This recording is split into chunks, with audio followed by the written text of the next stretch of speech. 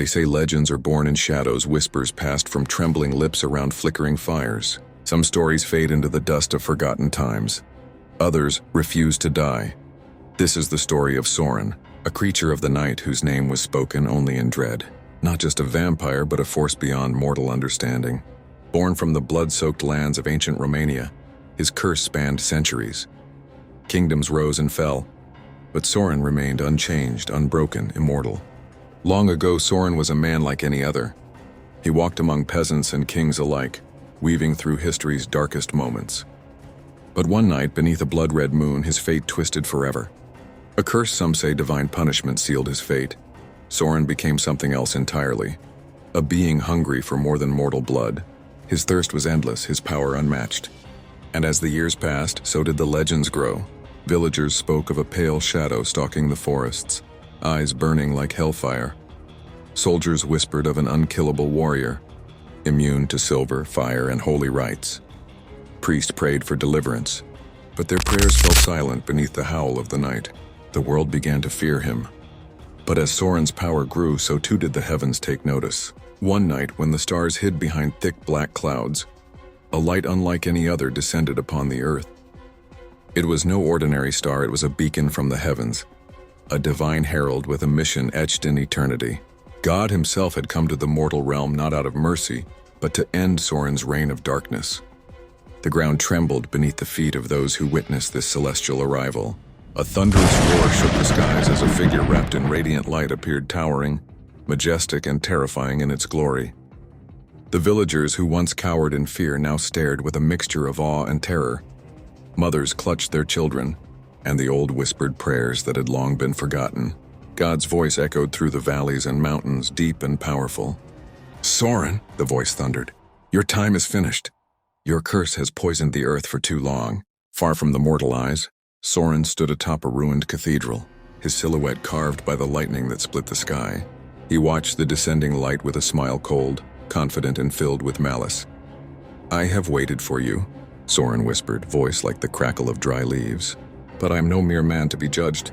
God stepped forward, the very air shimmering with divine power. Angels surrounded him, wings stretched wide, their eyes burning with holy fire. "Sorin," God declared, "your sins are beyond forgiveness. You will be cast into the pit, the eternal prison where your darkness will burn forever." But Sorin did not flinch. He turned from the ruined world and vanished into the shadows. "Try," he said, "but you will find no victory here." The heavens opened, revealing a path of light leading directly to the gates of hell. From the depths of the abyss came twisted creatures, demons eager to drag Sorin into their eternal prison. Chains forged from the purest light wrapped around Sorin's arms and legs, binding him tighter than iron could. The angels pushed him forward toward the roaring flames that promised torment. But something unexpected happened. As Sorin crossed the threshold of hell, the flames that should have consumed him flickered and died. The chains that bound him loosened. The demons recoiled in fear. Sorin's eyes burned brighter, filled not with pain but with hunger. "You cannot hold me," he growled, "for I feed on your suffering." And with that, Sorin took his first step into the abyss, not as a prisoner, but as a predator. To those who looked on from earth, the light above began to fade. God's presence diminished, and the air grew heavy with a darkness deeper than before. Sorin's legend was no longer just a whispered myth. It was a warning, a shadow that would consume all. The sky split open with a sound that tore through the fabric of reality. The heavens roared, the earth cracked, and in the space between light and shadow, Sorin fell. Not like a man, not like a sinner, but like a god stripped of purpose. He plummeted through layers of flame and ash, through howling winds and shrieking demons. The chains that bound him, once forged in holy fire, burned no longer. They clung to him like a warning, not a punishment. As he descended, time slowed. Sorin could feel the walls of hell pressing in, not to contain him, but to test him. The gatekeeper of hell stood at the threshold, a beast with eyes like dying suns and horns that scraped the ceiling of eternity. Its voice was a growl made from the cries of 1,000 condemned. "You are not welcome here." Sorin lifted his head, unafraid. "Then open the door," he said, "and watch who walks through." With a groan of ancient hinges, the gates of hell swung wide. Sorin stepped into the realm of suffering, a place where even nightmares came to die. Fire rained from the ceiling like rain. Rivers of molten sorrow cut through the jagged obsidian. Towering citadels rose from blood-red ground, held together by bone and misery. And everywhere demons watched. They had heard of him. They had waited. Now they gathered in droves, wings folded, claws twitching, eyes glowing. Curious and cautious, Sorin walked through the fire like it was mist. The heat didn't burn his skin, it warmed his hunger. And that hunger had never been greater. He came upon the first demon, a low-ranking beast made of smoke and bone, its mouth lined with rows of crooked teeth. "You do not belong here," it hissed. Sorin replied with silence, and then he lunged. Faster than light, stronger than death, Sorin's hands drove into the demon's chest and tore out its heart. He drank. The blood wasn't like mortal blood, it was pure fire laced with rage, soaked in sorrow. It screamed as it flowed down his throat, and he smiled. The other demons watched in horror. Feeding was forbidden in hell. Even the damned were protected by laws older than the cosmos. But Sorin was not bound by rules. Not anymore. He killed again, and again. Each time faster, each time stronger. His body changed, his veins glowed. His eyes now pulsed with something darker than life or death. He drank the blood of the winged tormentors. He consumed the spirits of ancient evils. And soon the predators of hell became prey. Word spread. The vampire walks. He feeds. He cannot be stopped. Some demons fled to the deeper levels where no light divine or damned could reach. Others gathered, forming legions trying to trap him. But Sorin had already tasted the blood of devils. He could smell their fear. In the ninth circle, a demon lord rose 10 feet tall, crowned with flame and armed with a sword that had killed gods. It stood before Sorin and snarled, "You are cursed. Not even the dead will have you." Sorin approached slowly, like a king surveying a ruined throne. "Cursed?" he said. "No, I am chosen." The battle was swift. The demon struck first, but Sorin did not bleed. The blade meant to split stars shattered against his skin. Sorin opened his mouth, and his fangs grew longer than daggers.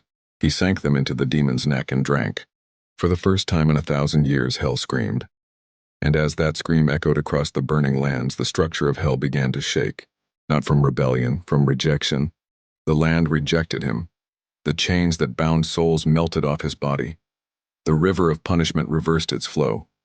Sorin had become too powerful, too hungry, too impure, even for hell. He was not a sinner.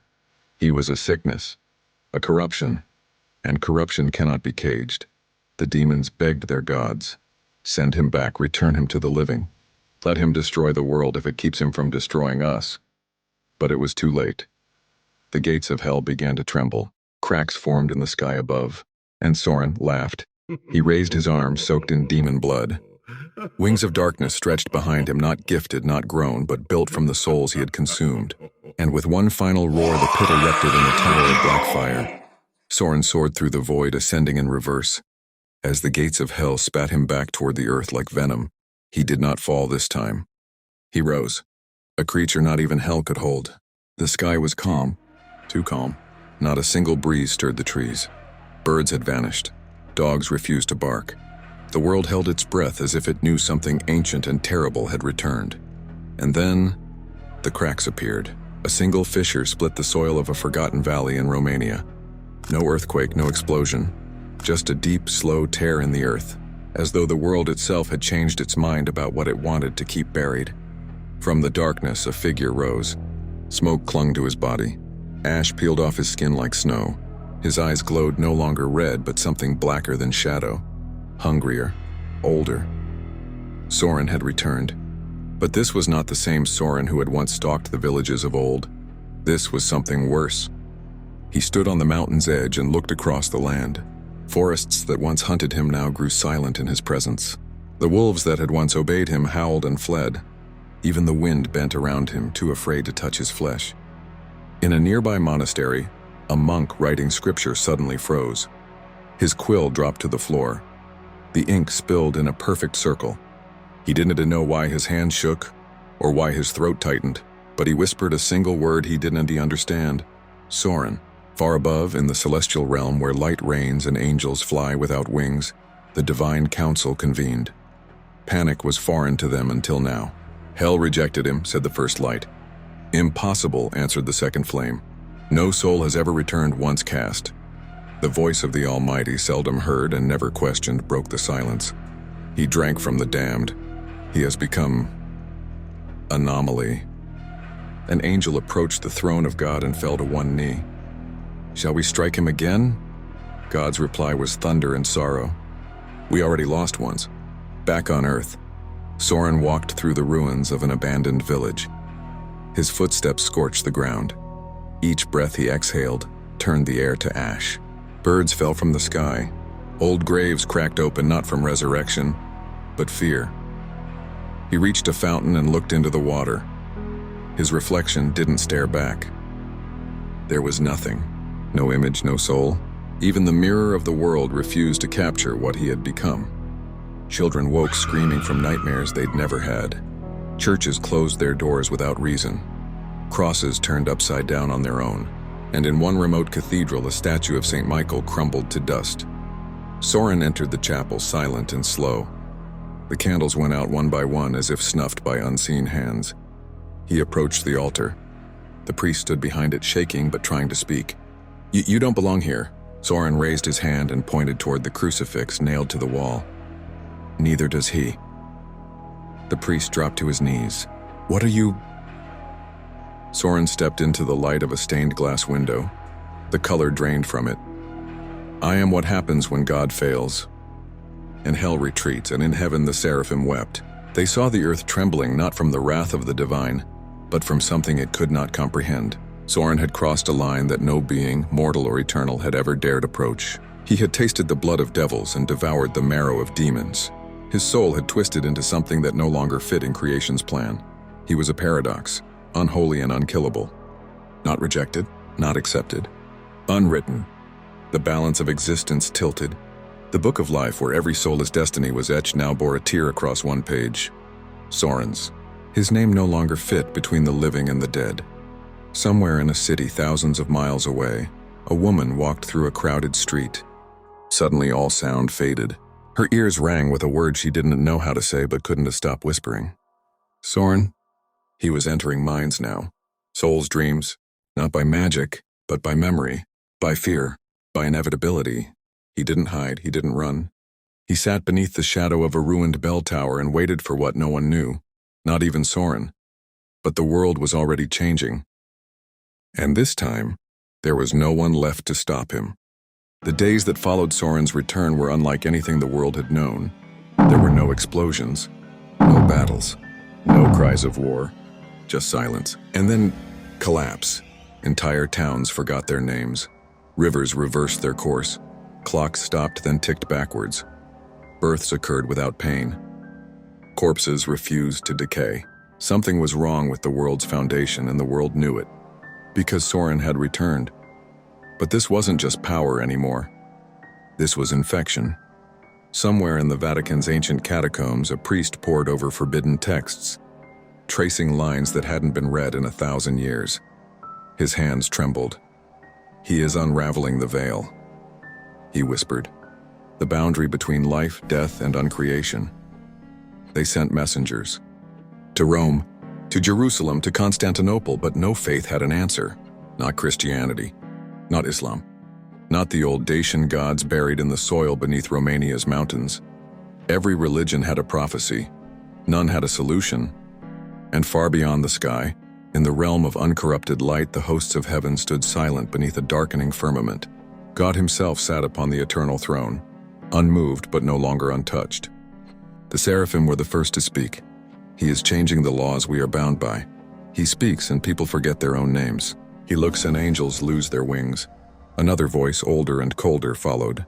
"He has consumed not just demon blood, but memory, essence, time. He is feeding on creation itself." Then came the words no angel had ever dared speak aloud. "We may need to end the world." Gasps followed. Wings fell limp. Even the stars blinked. But one voice spoke louder than all. "No," said God. "He is not the end." A pause, but he will meet it. In the deepest pit of hell, even the demons began to pray. Those who had survived Sorin's wrath still bore the scars. Not of flesh, but of mind. One devil, once ruler of an entire hellish province, now sat in a corner repeating the same two words. He remembers. He remembers. Hell had lost its appetite. Souls refused to suffer. Flames burned cold. Something had to be done. And so, for the first time in the existence of good and evil, heaven and hell met. They gathered in a realm untouched by either, a place older than light, older than sin, a neutral ground that hadn't been used since the day the morning star fell. On one side, the archangels stood cloaked in radiance, swords drawn but sheathed. On the other, the demon lord's horns curled, eyes hollowed, wings scorched black by eternity. In the center, a single chair sat empty, until it wasn't. God appeared not in wrath, but in weariness. Lucifer appeared not in rebellion, but in silence. And then, for the first time since time began, they spoke in unison. We must make something worse. Sorin was watching. Not from a distance, not through magic, but because their meeting made reality ripple, and Sorin was now woven into the threads of reality itself. He sat in a shattered monastery, sipping from a goblet of blood that had never belonged to a human. He smiled. They finally understand. Back in the meeting, the decision was made. They would create a weapon not divine, not infernal, but something beyond. Not a sword, not a spell, a soul. A soul born of light and shadow. A being built not to protect the world, but to end Sorin. And so began the birth of the Null One, a creature that would walk the earth with one purpose. To erase Sorin, not kill him, not cage him, but erase him from every memory, every timeline, every dimension. Forever. But such a soul could only be forged from sacrifice, from a human, an innocent. A soul of pure light, willing to become a monster for the sake of balance. And somewhere, in a hospital in Bucharest, a child was born without a heartbeat, dead for 7 minutes, then suddenly breathing. The nurse screamed. The lights shattered, and the child opened his eyes. Not blue, not brown, but silver. The child had no name. Doctors called him a miracle. Scientists called him an anomaly. Priests called him an omen, but they were all wrong. He was none of those things. He was a weapon. Born from the collective will of heaven and hell, shaped by sacrifice, infused with the essence of creation's purest light in the darkest void. He did not cry when he was born. He did not blink. He simply stared at the ceiling, at the walls, at the space around him, as if he remembered everything before even being alive, because he did. The moment the Null One entered the world, time cracked. Somewhere in Iceland, an ancient glacier melted in seconds. In the Amazon, trees aged centuries overnight. In Tokyo, the neon signs all flickered off at once, every screen showing static with one single message: he is here. Children across the world awoke from the same dream, standing in a vast white void, holding hands with a silver-eyed boy who whispered, "I'm sorry, but I have to end him." Sorin felt it. The second the Null One took his first breath, Sorin's blood thickened. He dropped his goblet. The blood inside hissed, boiled, and turned to stone. "They've made something new," he said aloud to no one. "Something not bound by God or the pit." His lip curled not in fear, but in curiosity. Let it come. The boy aged quickly. By the end of his first day, he could speak. By the end of the week, he walked. In a month, he appeared 12, though time bent around him, refusing to measure him properly. He was never hungry, never tired. The world bent around his presence, warping to accommodate the one being whose purpose was not to live, but to erase. In heaven, angels watched in awe and fear. "We have never made something without soul," one seraph whispered. "He has a soul," God answered, "just not one that can survive what comes next." In hell, demons argued. "We gave our essence for this thing. What if he turns on us?" Lucifer only smiled. "If he does, that will be beautiful too." The Null One was not raised, he was trained, shown images of Sorin, his history, his hunger, his crimes. But the boy never hated Sorin, that was the flaw. He pitied him. "He didn't ask for this," the boy said once, studying a painting of Sorin with glowing eyes and wings of ash. "He was born of rage, forged in punishment. He only became what the world made him." His guardian, half angel, half devil, shook his head. "You are the cure. He is the disease. Feel nothing." But the boy felt everything. And that was more dangerous than hate. One night, while the world slept and the moon bled red, the Null One stood at the shore of the Black Sea. He looked into the dark water and whispered, I know you're watching." A voice answered, not from the sea, not from the sky, but from within. "You're not ready, Sorin. Not in body, not in spirit, just presence. You were built to erase me," Sorin said. "But what happens when you understand me?" The boy didn't flinch. "Then I'll erase myself too." Silence. And then Sorin laughed. Not cruelly, not arrogantly, but softly. Like an echo of the man he might have been once, before the curse, before the blood, before hell. "We are the same, child. Both born from fear, both used by those too weak to face what they created." The wind blew harder. The waves rose. The world held its breath again. By morning, a decision had been made. The Null One would walk to the center of Romania, where Sorin's presence was strongest. He would confront the Unkillable, not to destroy him with blades or fire, but to unwrite him, remove him from the threads of time, so thoroughly that even memory would forget him. But as he walked through valleys and over silent mountains, birds dropping dead in his path, clouds swirling unnaturally above, a single thought haunted him. What if Sorin is the only one who understands me? In the ruins of a church, Sorin stood before a cracked mirror. No reflection, no shadow, but he could feel the Null One approaching.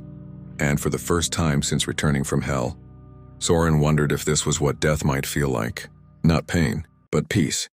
They met at the edge of time, not in a city or a battlefield or a temple, but in a place untouched by map or memory, a valley so forgotten that even shadows feared to tread. The sky above them bled silver. The ground cracked with the weight of destiny. Nothing lived here. Nothing dared. Except them.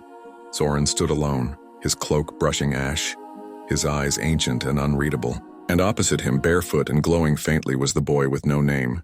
The Null One. For a moment, the earth itself stilled.